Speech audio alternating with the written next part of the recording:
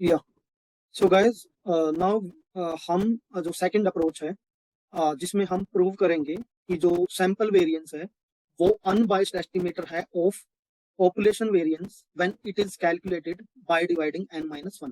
Like we can see here. Okay, let me use the highlighter. So यहाँ पे आप देख सकते हैं, जहाँ पे हाईलाइटर है, फॉर्मूला में n minus 1 यूज किया गया है.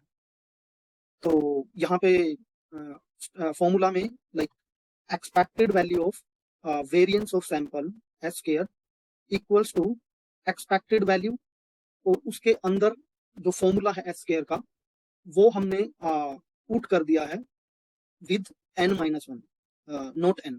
तो हम जो प्रूव करेंगे कि expected value of s square is equal to sigma square.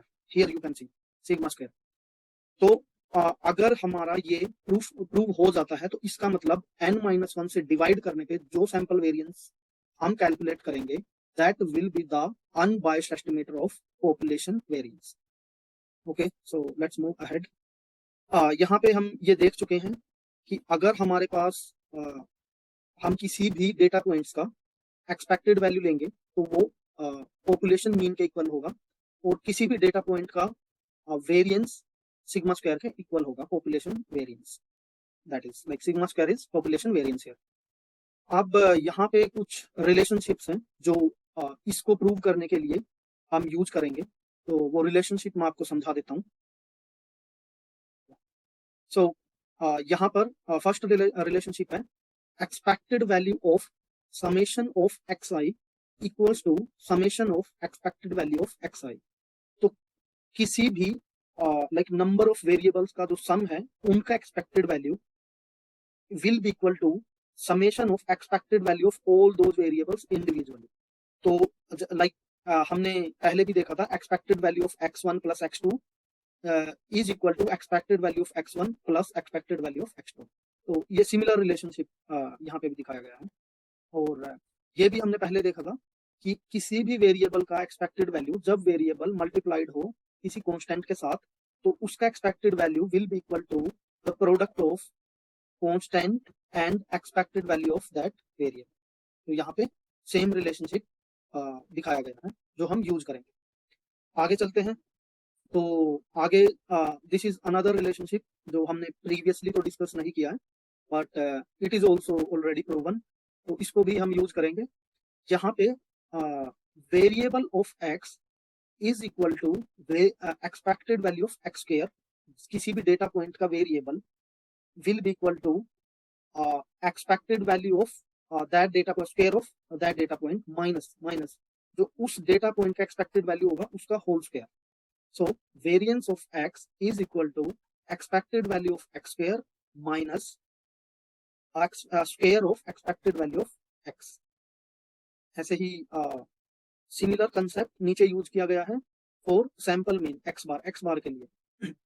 तो यहाँ पे क्या है variable of x bar x, this is sample variance of sample mean जो हमने निकाला था sigma square divided by n. तो उसका एक अलग अनदर रिलेशनशिप है जो वो दिया गया है एक्सपेक्टेड वैल्यूज के साथ. तो वो क्या होगा expected value of x bar square, जो एक्स बार स्क्वायर लिया फिर उसका एक्सपेक्टेड वैल्यू लिया फिर उसमें से माइनस किया जो एक्सपेक्टेड वैल्यू ऑफ एक्स बार है उसके स्क्वायर को. तो एक बार हम एक्स बार के स्क्वायर का एक्सपेक्टेड वैल्यू ले रहे हैं और दूसरी जगह हम उस एक्स बार के एक्सपेक्टेड वैल्यू का स्क्वायर ले. तो इसको ध्यान रखना क्योंकि हम आगे यूज करेंगे इस रिलेशनशिप को. तो अभी जो ये रिलेशनशिप यहाँ पे दिए हैं दोनों रिलेशनशिप से हम कंक्लूड करते हैं कि हमारा जो expected value of x square होगा वो sigma square plus mu square के इक्वल होगा. वो ये भी मैं आपको बताता हूँ. यहाँ पे हमने सिमिलर कंसेप्ट सिमिलर रिलेशनशिप यहाँ पर उठा के रख लिया और फिर हमने पोजिशन चेंज की. तो हमारा हो गया expected value of x square equals to variance of x plus expected value of x का स्क्वायर. अब हमें पता है variance of x equals to sigma square. यहाँ पे हमने लिखा भी है. और एक्सपेक्टेड वैल्यू ऑफ एक्स किसी भी डेटा पॉइंट का एक्सपेक्टेड वैल्यू म्यू होता है तो वो भी हमने यहाँ पे यूज किया है. जो एक्सपेक्टेड वैल्यू है वो म्यू हो गया और फिर उसका स्क्वायर लिया. तो यहाँ expected value of x square is equal to sigma square plus mu square. Similar like similar relationship we have concluded for x bar also. Like variance of x bar, यहाँ पे हमने इनकी पोजीशंस चेंज की तो हमारे पास आ गया expected value of x square equals to variance of x bar which is sigma square divided by n plus expected value of x bar का square. So expected value of x bar is also mu. वो भी हमने prove किया पहले, वो मैं आपको दिखाता हूँ. सबसे पहले जो हमने प्रूव किया था, यही प्रूव किया था कि expected value of x bar is equal to population mean. Yeah, I'm not able to find that. Okay, so yeah, that is understood. Like हमने किसी सैंपल का मीन निकाला है तो उसका एक्सपेक्टेड वैल्यू भी तो हमारा पॉपुलेशन मीन होगा ना. तो अब यहाँ से हमारे पास expected value of x square का वैल्यू आ गया और expected value of x bar square का वैल्यू आ गया. Now we are going to prove कि expected value of sample square जब हमने n-1 से डिवाइड किया है फॉर्मूला में, तब वो पॉपुलेशन मीन के इक्वल होगा, मींस सिग्मा स्क्वायर के इक्वल होगा. तो यहाँ पे हम इस फॉर्मूला में हम थोड़ा स्टेप वाइज चलते हैं. हम जो न्यूमरेटर है फॉर्मूला का, that is summation of x i minus x bar whole square. तो इसको सोल्व करते हैं पहले, फिर इसको इसकी वैल्यू से सब्स्टिट्यूट कर देंगे और हम expected value of s square निकाल लेंगे. तो यहाँ पर हम स्टार्ट करते हैं सोल्व करना.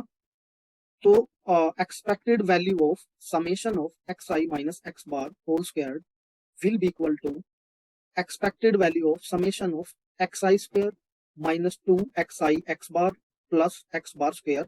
यहाँ पे हमने क्या किया है, a minus b whole square को एक्सपेंड किया है, उस फॉर्मूला को सोल्व किया है. So x i square a square minus 2xi x bar is 2ab plus b square. यहाँ पे हमने फिर समेशन को पूरी इक्वेशन के थ्रू ले गए हम, तो हमारे पास हो गया expected value of summation of x i square minus summation of 2xi into x bar plus summation of x bar square. अब यहाँ पर हमारे पास हम यहाँ नीचे चलते हैं. हमें पता है summation of x I. Okay, just 1 minute. यहाँ पे summation of x bar square में हमारे पास एक्स बार स्क्वायर कांस्टेंट है, तो वो ऑलरेडी हमने कैलकुलेट कर लिया है.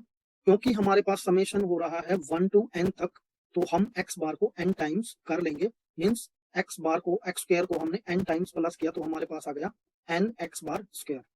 यहाँ पर हमारे पास 2 कांस्टेंट है और एक्स बार कांस्टेंट है और एक्स आई वेरिएबल है, जिसकी वैल्यू को हम 1 to n तक x1 x2 x3 इन सबको प्लस करके 2x बार से मल्टीप्लाई करेंगे. तो यहाँ पर 2x बार हमने समेशन से बाहर निकाल दिया और समेशन करेंगे एक्स आई पर. अभी नीचे चलते हैं. हमें पता है कि सैंपल मीन का फॉर्मूला है summation of x I divided by n. अब यहाँ से हम समेशन ऑफ एक्स आई की वैल्यू निकालेंगे, पोजीशंस चेंज करके n को हम उधर ले गए इक्वल्स के उस साइड, तो ये हो गया n टाइम्स ऑफ एक्स बार.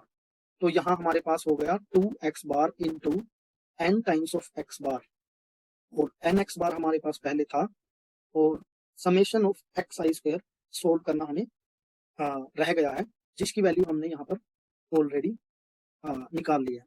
एक रिलेशनशिप बिल्ड किया था तो हमने इन values of sigma square and mu square, sigma and mu.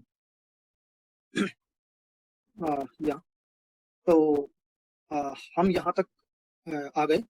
अभी हमारा यहाँ पर minus 2x into n x minus 2x bar into n x bar will be minus 2nx bar square और यहाँ पर हमारे पास है nx bar square. So minus 2nx bar square में से nx बार स्क्वायर हम डिडक्ट कर देंगे, क्योंकि माइनस ज्यादा वाला माइनस का है, ये प्लस का है, तो हमारे पास रह जाएगा माइनस एक्स बार स्क्वायर. और अब हमें summation of x i square minus n x bar square whole का एक्सपेक्टेड वैल्यू देखना है. तो हम क्या करेंगे, हमें पता है कि expected value of summation of something is equal to summation of expected values of all those terms और वेरिएबल्स. तो हमने समेशन को यहाँ पे लिया, एक्सपेक्टेड वैल्यू को अंदर ले गए, तो हमारे पास अभी समेशन देखना, यहाँ पे समेशन नहीं है, we have done for this, like हमने n टाइम्स कर दिया था यहाँ पे. और यहाँ पे भी तो वो हो चुका है। अभी यहाँ पर हम देखेंगे कि ई एक्स आई स्क्वायर का हमने ऑलरेडी ये वैल्यू आ चुका है हमारे पास यहाँ पे, तो अब हमारे लिए थोड़ा इजी हो गया है। यहाँ पे हमने ओके, यहाँ पे भी दोनों वैल्यूज मैंने दिखाई हुई है, sorry I forgot that.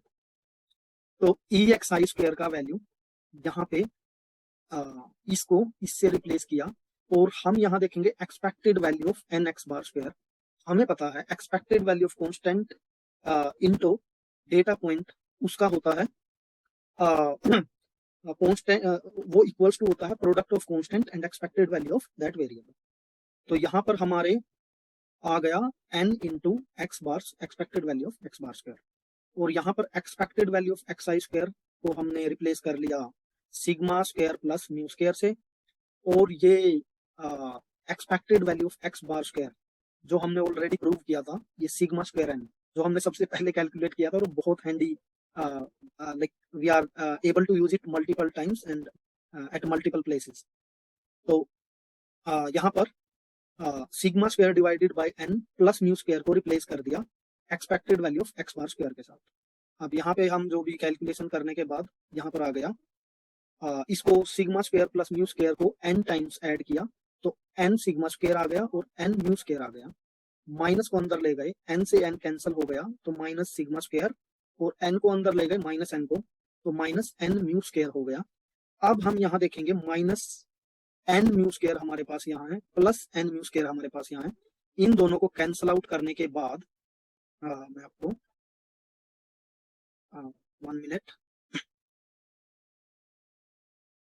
I am not able to select this, या तो हमने इसको कैंसिल किया इससे, और जो हमारा n sigma square minus sigma square था, तो उसको हम लिख सकते हैं सिग्मा स्क्वायर इक्वल्स टू, मैं यहाँ पे लिखता हूँ sigma square equals to, I don't know why it is disappearing.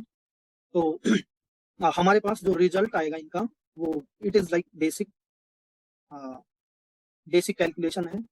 ये हमारे पास सिग्मा स्क्वायर कॉमन लेने के बाद आ जाएगा n माइनस 1 सिग्मा स्क्वायर, और ये वैल्यू आ गई हमारे पास expected value of this summation x i minus x bar whole square का समेशन की वैल्यू आ गई n minus 1 into sigma square.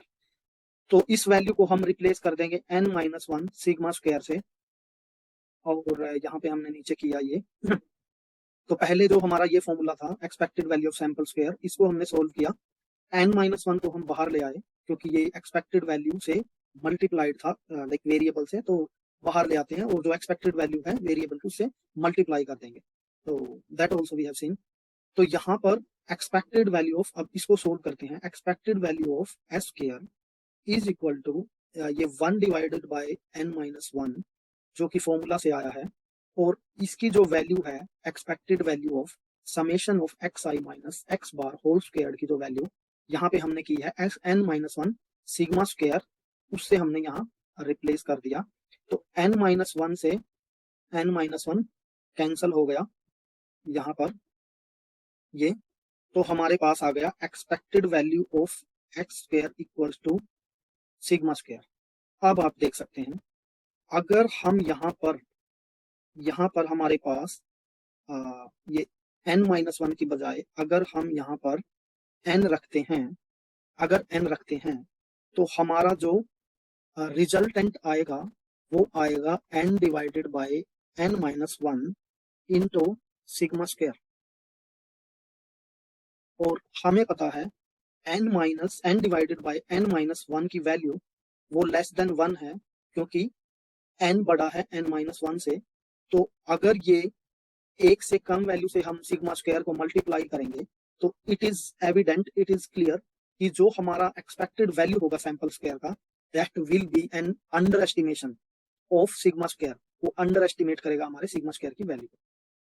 तो यहाँ पे इट इज प्रूव्ड कि हमें n की बजाय n माइनस 1 से ही मल्टीप्लाई करना चाहिए। इसको मैं रिमूव कर देता हूँ ताकि जो हमारा रिजल्टेंट वैल्यू आए वो पॉपुलेशन मीन का अनबाइस्ड एस्टिमेटर हो।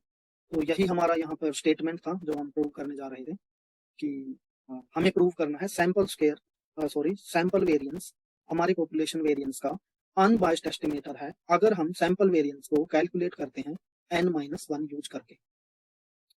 अब इस वीडियो में मैं आपको एक और अप्रोच बताऊंगा जिससे आपको एक आइडिया मिलेगा कि क्यों हम n-1 यूज करते हैं। तो that is like degree of freedom, you can see here.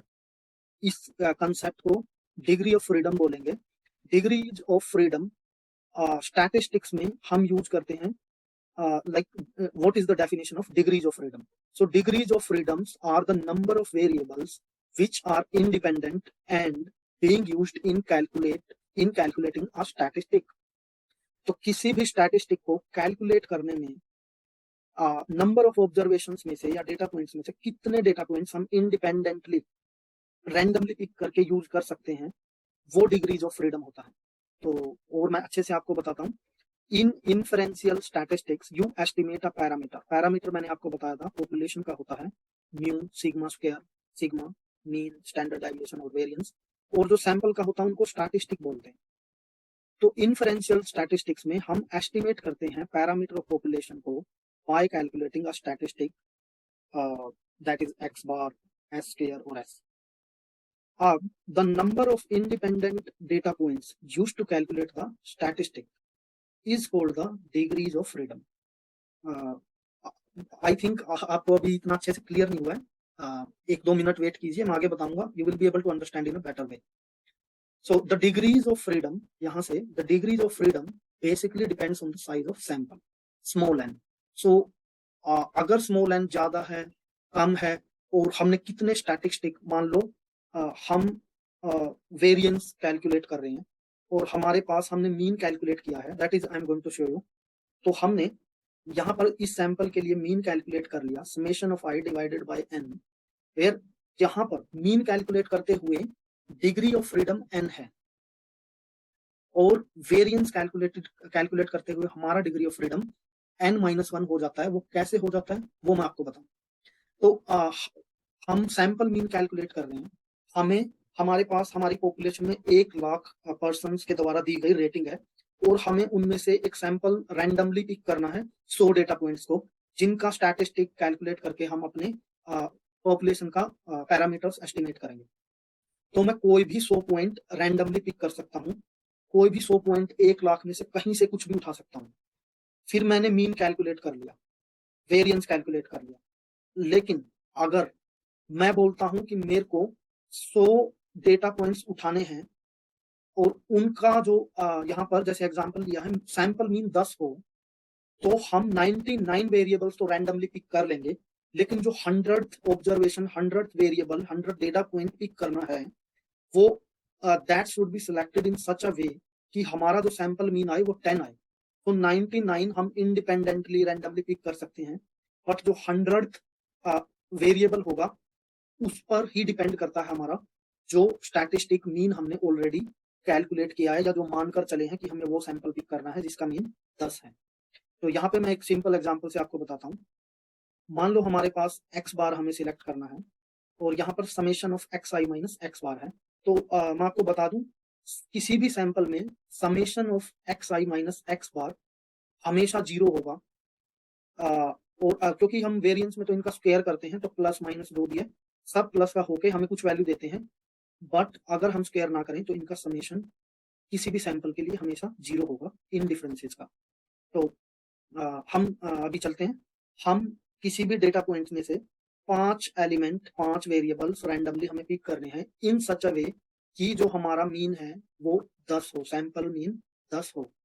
तो हमने 5 सिलेक्ट किया और हमारा सैंपल मीन हमें पता है ऑलरेडी, हमने कैलकुलेट कर रखा है और मान लिया है। तो हमारा जो पहला एरर और डिस्टेंस बोल सकते हैं डेटा पॉइंट का मीन से, दैट इज -5। दूसरा डेटा पॉइंट हमने 11 लिया और लाइक डिफरेंस कैलकुलेट कर लिया। थर्ड डेटा पॉइंट हमने 8 लिया, डिफरेंस कैलकुलेट कर लिया। फोर्थ डेटा पॉइंट लिया, डिफरेंस कैलकुलेट कर लिया। अब हमें fifth data point, 4 data point हमने रैंडमली सिलेक्ट कर लिए, और भी कुछ ले सकते थे हम, इनकी जगह कुछ भी like we can pick, but fifth variable we will have to pick in such a way कि जो हमारा डिफरेंसेस का सम है वो 0 हो जाए, या सभी वेरिएबल्स का जो एवरेज है, जो मीन है, वो 10 आए। तो यहाँ पे हमारा डिग्री ऑफ फ्रीडम 5 की बजाय 4 है, और 4 n-1 मीन्स 5 - 1 = 4. तो I think, I hope you have understood this, and like in coming videos we will be diving deeper into each of these concepts, like if you people have not understood. So yahan par here we have to calculate one statistic. Yeah, another definition of degrees of freedom, I would say ki for the degree of freedom at any stage or for calculating a statistic depends on the number of already calculated statistic we are using. Like for calculating variance, we are using one statistic, that is x bar. तो x bar हमने जो calculate किया है, जितने number of already calculated statistic हम variance को calculate करने में यूज कर रहे हैं, उतने नंबर से डिग्री ऑफ फ्रीडम घट जाएगा। मींस नंबर ऑफ ऑब्जर्वेशंस में थे, उतना ही नंबर माइनस करने के बाद जो बचेगा वो हमारा डिग्रीज ऑफ फ्रीडम होगा। और degrees of freedom like number of samples की बजाय वो degree of freedom he use किया जाएगा, तब जाके जो हमारा कैलकुलेटेड रिजल्ट आएगा वो अनबायस्ड होगा। तो इस वीडियो में इतना ही। आगे we'll cover other topics also. Yeah. So one more approach also I'll explain in another video. So यहाँ पे मैं आपको दिखाऊंगा, और we can cover it in the same video also. तो क्विकली हम इसको भी कवर कर लेते हैं। तो यहाँ पे मैं आपको दिखाऊंगा कि कैसे हम अगर सैंपल वेरिएंस कैलकुलेट करते हैं n से और n-1 से डिवाइड करके, तो वो जो हमारा पॉपुलेशन वेरिएंस होता है उससे कितना वैरी करते हैं। n से डिवाइड करने पे जो सैंपल वेरिएंस निकला वो अनबायस्ड एस्टिमेटर है, या जो n-1 से डिवाइड करके निकाला वो अनबायस्ड एस्टिमेटर है, वो हम इस वीडियो में देखेंगे। तो यहाँ मैं कोड को थोड़ा कम एक्सप्लेन करते हुए आपको लाइक दिस % मैटप्लोटलिब इनलाइन हमने जो विजुअलाइजेशन है उनको सेल्स में एम्बेड करने के लिए ही किया है, और मैटप्लोटलिब.py प्लॉट से plt कर लिया विजुअलाइजेशन को कस्टमाइज करने के लिए, फिक्स साइज कर लिया फंक्शन, और पेंडाज कर लिया नमपाई। यहाँ हमने फिगर साइज डिफाइन कर दिया। अभी नंबर लाइक np.random.seed = 42, ये हमने इसमें 42 जो पास किया है, हमने जो रैंडम नंबर या रैंडम सैंपल जनरेटर है, जो एल्गोरिदम है, उसको एक स्टार्टिंग पॉइंट दे दिया इनिशियलाइज करते हुए। ये मैंने इसलिए यूज किया है क्योंकि मैंने ऑलरेडी जो डेटा पॉइंट्स लिए थे उनको रन करके एक एक चीज को देखा है, ताकि मैं अब आपको समझा रहा हूं तो वो सेम नंबर ऑफ सैंपल्स या same sample same type of integers generate करे, और हमारा जो मैं ऑलरेडी रन कर चुका हूं, जो मैं देख चुका हूं, ताकि मैं आपको अच्छे से बता सकूं, वो चेंज ना हो, वो डेटा सेम रहे। इसलिए मैंने np.random.seed में एक वैल्यू दे दी है एल्गोरिदम को, ये बोलने के लिए कि नेक्स्ट टाइम या any number of times if this code will be run, तो same like all the values will be same in the samples और पॉपुलेशन वी कैन से। क्योंकि ओके, हम पॉपुलेशन यहाँ पर हमने 1 लाख लोगों का डेटा लिया है, और मान लेते हैं कि हमारे पास उनका डेटा आ गया, रेटिंग का 1 लाख लोगों ने क्या रेटिंग दी है। यहाँ पर मैंने साइज ऑफ पॉपुलेशन n लिया 1 लाख, और यहाँ पर मैंने np.random.randint को यूज करके मैंने पॉपुलेशन जो भी रेटिंग्स हैं उन सबको निकाल लिया। सो pd.series में एक सीरीज मिलेगी, np.numpy का जो रैंडम मॉड्यूल है उससे randint फंक्शन को मैं यूज कर रहा हूँ, जो हमारा स्टार्टिंग पॉइंट 1 और like this is exclusive and point 11। तो जो रेटिंग होगी 1 से 10 के बीच में होगी, लोगों ने 1 दी है, 2 दी है, लाइक 2.5 दी है, 3.5, कुछ भी दे सकते हैं, 3.7, 4.3, 8.2, कितनी भी रेटिंग दे सकते हैं, लेकिन 1 से 10 के बीच में। n मीन्स 1 लाख हमारे पास रेटिंग्स ये जनरेट करके देगा। तो यहाँ मैं आपको ये शो कर देता हूँ, ये हमारे पास 1 लाख लोगों ने जो भी रेटिंग दी है, और ये अभी इंटीजर ही लिया है, तो लाइक यहाँ पर आपको पॉइंट्स में डेसिमल्स में कोई भी वैल्यू नहीं मिलेगी। ओके, हम आगे चलते हैं। यहाँ पर मैंने पॉपुलेशन का मीन निकाला है, और दिस मीन इज 5.51 और 52 we can say round off करके। तो यहाँ पे पॉपुलेशन अभी पॉपुलेशन वेरिएंस निकाल लिया हमने, क्योंकि हमारे पास डेटा है और हम फंक्शंस को यूज करके लाइक यहाँ पे हमने डायरेक्टली डॉट वेर को यूज करके इस मेथड को यूज करके वेरिएंस निकाल लिया पॉपुलेशन का, और यहाँ पे हमने जो सिमिलर फॉर्मूला है पॉपुलेशन वेरिएंस का वो हमने यूज करके वेरिएंस निकाल लिया। Like population means each data point minus population mean like whole squared dot sum, सबका सम कर लिया समेशन डिवाइडेड बाय n। यहाँ पे वेरिएंस में आप देखते होंगे DDOF, this is degree of freedom. तो पॉपुलेशन का क्योंकि हमें म्यू हम एस्टिमेट करते हैं, यहाँ पर हम डिग्री ऑफ फ्रीडम 0 लेते हैं, क्योंकि ऑलरेडी हमको स्टैटिस्टिक्स कैलकुलेट नहीं है ऑलरेडी जो यूज कर रहे हैं इसको कैलकुलेट करने में। अभी तो हमारे पास हम एग्जांपल ले रहे हैं कि सब डेटा है, पर practical like real life scenarios में हमारे पास पॉपुलेशन का डेटा नहीं होता, हम एक सैंपल का डेटा ही कलेक्ट कर पाते हैं और on the basis of that हम एस्टिमेट करते हैं पॉपुलेशन के पैरामीटर्स को। तो यहाँ पर हमें प्रूव करने के लिए, दिखाने के लिए ये किया है। तो this is population variance we have calculated in 2 ways। अभी यहाँ पर कमेंट्स को मैं आपको थोड़ा एक्सप्लेन कर देता हूँ। As usual in statistics, the population parameters are unknown, but we can estimate them by drawing samples from the population. Here we are drawing 500 random samples, each of size 30। हम 30 size के 500 samples means 1,00,000 data points में से 500 samples निकालेंगे, और हर एक sample में 30 data point होंगे जो रैंडमली पिक किए होंगे। तो यहाँ पे हमने फॉर लूप लगाकर 500 सैंपल्स को जनरेट कर लिया, और मैं आपको दिखा देता हूँ यहाँ पर 500 सैंपल्स ये आ गए हमारे पास। हियर यू कैन सी कि these are like this is 1 sample, एक कॉलम में एक सैंपल है, और आप देख सकते हैं 0 to 499 500 सैंपल्स, और एक सैंपल के डेटा पॉइंट एक कॉलम में है। हमने यहाँ पे इसको ट्रांसपोज कर लिया यहाँ पे, और ट्रांसपोज करने के बाद हम देख सकते हैं अब हमारे पास एक रो में एक सैंपल के डेटा पॉइंट्स, और हमारे पास 500 रोज हैं मीन्स 500 सैंपल्स। अब इनके बेस पे मैं आपको हर एक सैंपल का मीन निकालूंगा, हर एक सैंपल का वेरिएंस निकालूंगा, और इन सैंपल का जो मीन होगा उनका फिर मीन निकालूंगा, या इन सैंपल के मीन को एक्सपेंडिंग मीन बोलते हैं। मीन्स सैंपल में 30 डेटा पॉइंट्स हैं, पहले एक डेटा पॉइंट उठाया उसका मीन निकाला, फिर 2 डेटा पॉइंट निकाले उनका मीन निकाला, फिर 3, फिर उनका मीन, फिर 4, फिर उनका मीन, और जो ये मीन निकलेंगे 30 डेटा पॉइंट्स तक सिलेक्ट करने में, इन सब का मीन भी प्लॉट करेंगे हम, वो एक्सपेंडिंग मीन। सिमिलर वे में हम वेरिएंस भी कैलकुलेट करेंगे, आई मीन वेरिएंस का एक्सपेंडिंग मीन वो प्लॉट करेंगे। उससे आपको दिख जाएगा कि जो हमारा एस्टिमेटेड वेरिएंस है, सॉरी जो हमारा सैंपल वेरिएंस है डिवाइडेड बाय n से, डिवाइडेड बाय n-1 से, और पॉपुलेशन वेरिएंस कितना वेरी करते हैं एक दूसरे से। ग्राफ में आप इजीली समझ जाओगे। मैं आपको एक ग्लिम्स दिखा देता हूँ ग्राफ की। इसमें हमने प्लॉट किया है बायस्ड वेरिएंस जो एस्टिमेट किया है डिवाइड बाय n से, डिवाइड बाय n-1 से, और एक्चुअल पॉपुलेशन वेरिएंस। तो हम वापिस आते हैं। यहाँ पर हमारे पास एक डेटा फ्रेम आ गया जिसमें 500 रोज हैं, और एक रो एक सैंपल को रिप्रेजेंट करती है। यहाँ मैंने आपको सैंपल्स का मीन निकाल के, और ये मैं आपको दिखाता हूँ। ये जो हमारे पास मीन आया है ये हर एक रो का मीन है, बट एक्सपेंडिंग मीन जो मैंने बताया कि हर एक रो में पहला एलिमेंट उठा, फिर मीन निकालना, फिर 2 एलिमेंट, फिर 3, फिर 4, फिर उनका कोरेस्पॉन्डिंग मीन, और उनको निकाल के फिर उनका मीन निकाला है।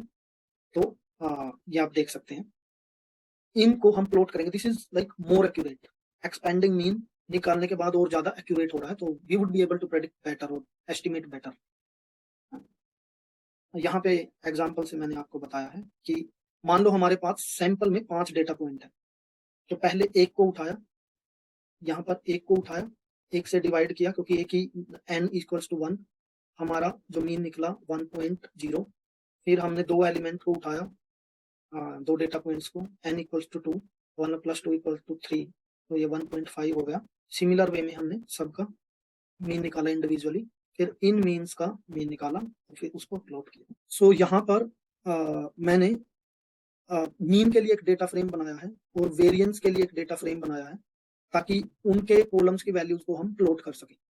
तो यहाँ पे मैंने एस्टिमेटेड नाम से एक फील्ड बना लिया डेटा फ्रेम में, जिसमें samples dot mean dot expanding mean, जो यहाँ निकाल के मैंने दिखाया आपको, इनकी वैल्यूज को डाला फॉर ईच रो, और जो एक्चुअल पॉपुलेशन मीन है वो सेम रहेगा हर रो के लिए, बट जो एस्टिमेटेड मीन है वो हर सैंपल के लिए वो वेरी करेगा। This is like understood obvious. तो इनको यहाँ पर प्लॉट किया। ef डॉट मीन इस डेटा फ्रेम को लाइक वाई लिमिट मैंने इसलिए कर दिया क्योंकि मैं ऑब्जर्व कर पाया कि हमारा जो एस्टिमेटेड मीन है और एक्चुअल पॉपुलेशन मीन है वो इस रेंज में आ सकते हैं, और लाइक जो ग्राफ है हम अच्छे से देख पाएंगे। तो विजुअलाइजेशन क्लियर करने के लिए ये लिमिट रख दिया मैंने। यहाँ पर आप देख सकते हैं कि जो हमारा मीन है वो तो लाइक मोर और लेस अच्छे से एस्टिमेट कर पा रहा है हमारे पॉपुलेशन मीन को, like most of the times. यहाँ पे थोड़ा वेरी कर रहा है, मैं हाइलाइटर ले लेता हूँ। यहाँ पर इस एरिया में देखेंगे आप, यहाँ पे थोड़ा डिफरेंस है, बट जैसे जैसे हम ओवरऑल देखें तो हमारा जो मीन है, सैंपल मीन है, वो हमारे पॉपुलेशन मीन को अच्छे से एस्टिमेट कर पा रहा है, बहुत ज्यादा वेरिएशन नहीं। बट जो हमारा मेन पॉइंट है वो ये है कि n और n-1 से डिवाइड करने पर किससे बेटर एस्टिमेट कर पा रहे हैं हम पॉपुलेशन वेरिएंस। तो यहाँ पे हमने एक डेटा फ्रेम और बनाया जिसमें हमने पहला जो हमारा फील्ड है वो है बायस्ड वेरिएंस एस्टिमेट, जहां बायस्ड मींस n से डिवाइड किया है। तो यहाँ सैंपल डॉट वेरिएंस, यहाँ डिग्री ऑफ फ्रीडम मैंने 0 रखा है। डिग्री ऑफ फ्रीडम 0 का मतलब n से डिवाइड करेगा वेरिएंस को कैलकुलेट करते हैं, और फिर जो कैलकुलेटेड वेरिएंस है उनका एक्सपेंडिंग मीन, और ये इस रो में सॉरी इस फील्ड में आ गया। अब अनबायस्ड वेरिएंस ये हमने एस्टिमेट किया n-1 से डिवाइड करके, और इसकी वैल्यू हमने कैलकुलेट की डिग्री ऑफ फ्रीडम यूज करके 1। डिग्री ऑफ फ्रीडम 1 का मतलब है n-1 से डिवाइड करेगा। तो एक्चुअल पॉपुलेशन का हमने पॉपुलेशन डॉट वेरिएंस ये ऑलरेडी कर लिया था, तो उस सब को ये एक्चुअल पॉपुलेशन का वेरिएंस, जो अनबायस्ड ये बायस्ड। तो अब इनको हमने प्लॉट किया। आप देख सकते हैं जो हमारे पास ग्रीन कलर का है, जो ग्रीन लाइन है, this is for actual variance. यहाँ पे ग्रीन देख सकते हैं आप, मैं थोड़ा जूम कर लेता हूँ, सॉरी या। और जो हमारा दिस इज ऑरेंज है जो, और ओके पहले हम बायस्ड पर आते हैं। ब्लू लाइन है, ब्लू लाइन आप देख सकते हो मोस्ट ऑफ द केसेस में जो हमारा अनबायस्ड वेरिएंस जो हमने डिवाइड बाय n से निकाला है वो बहुत कम है, बहुत ज्यादा सिग्निफिकेंटली अंडर एस्टिमेट कर रहा है हमारे पॉपुलेशन वेरिएंस को। बट जो अनबायस्ड वेरिएंस है जो n/1 से डिवाइड करके निकाला है वो हमारा अच्छे से एस्टिमेट कर पा रहा है हमारे पॉपुलेशन वेरिएंस को। तो यहाँ से ये क्लियर है कि अगर हम n से डिवाइड करेंगे तो हमारा जो पॉपुलेशन वेरिएंस होगा वो बहुत ज्यादा अंडर एस्टिमेटेड होगा, और n-1 से डिवाइड करेंगे तो हम अप्रोक्सीमेट वैल्यू पॉपुलेशन वेरिएंस की एस्टिमेट कर पाएंगे। तो that is for this video.